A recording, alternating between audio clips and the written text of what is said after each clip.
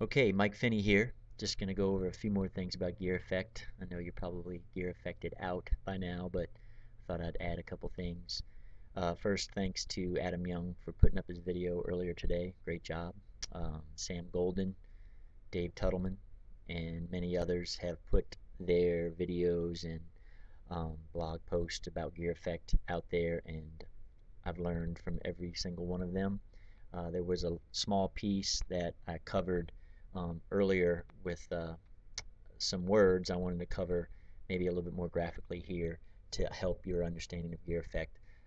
This is something that was explained to me a couple of weeks ago, maybe 3 weeks ago now, by Professor Shudun Liu of the U of L, University of Louisville Physics Department. And it's very basic, and it kind of kicked myself for not understanding this a long time ago.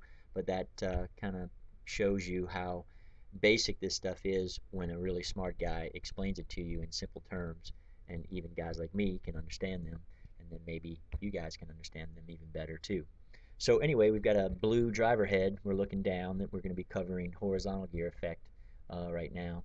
The yellow crosshair there is the center of mass of the driver head, and the center of mass of an iron head would be much further forward, um, as represented by the green crosshair there.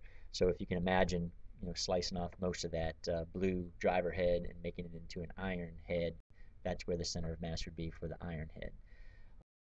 The next thing introduced to the system is a strike of a golf ball, and the black line, or the black arrow, excuse me, represents the force that's going to be exerted on the club face by the golf ball. Pretty easy to understand there. And then the red rectangular box is the contact point on the face. I got it slightly off the face. It should be right up against the edge there, but that's going to be the contact point of the face up against the ball, and its travel is going to help us determine the gear effect spin. The yellow line represents the ultimate travel of the contact point around the yellow center of mass. So with the rearward center of mass of the driver, that yellow line will swoop up, swoop around, and come all the way around. So easy to understand would be the contact point. If it's in Michigan, the initial part of its travel would go northeast up into Canada, kind of level out in southern Canada, and then come back down, maybe in Rochester, New York, for instance. So that would be the travel of the club head if it were to go around that far. Um, then the on an iron strike, same toe strike, the if the strike was in Michigan, it would move due east initially, and then curve down into Ohio, and maybe even down in Kentucky a little bit where I am. So anyway, that's those circles would go around the green arc goes around the green center of mass. The yellow arc goes around the yellow center of mass. Pretty easy to understand.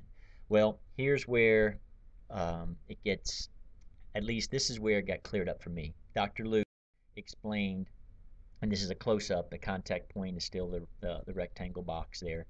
The yellow dots represent the travel of the contact point after a toe strike with the driver, the rearward center of mass.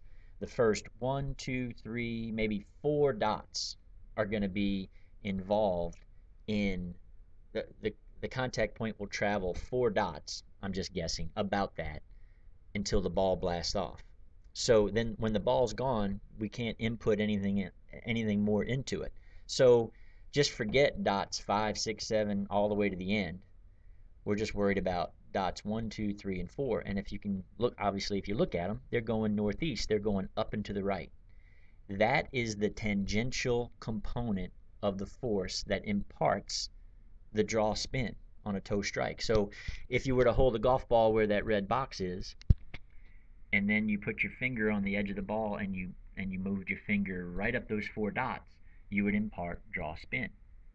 So on an iron strike, the green dots, the contact point would follow the green dots, count the first 4 dots, 1, 2, 3, 4. Those are basically straight back, like Adam said in his video, like a screen door. It's just going straight back.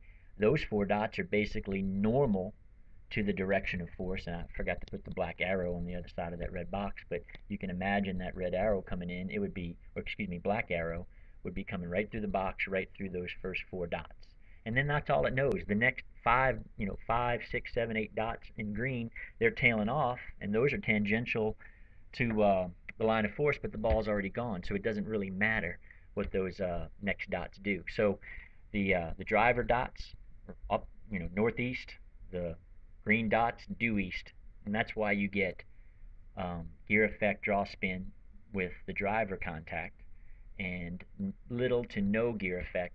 You might be able to see a little gear effect in that fourth dot. It's kind of dodging down a little tangentially. I don't know if that's a word, but that's how all the spin gets imparted to the golf ball. So I hope this helps a little bit in your understanding.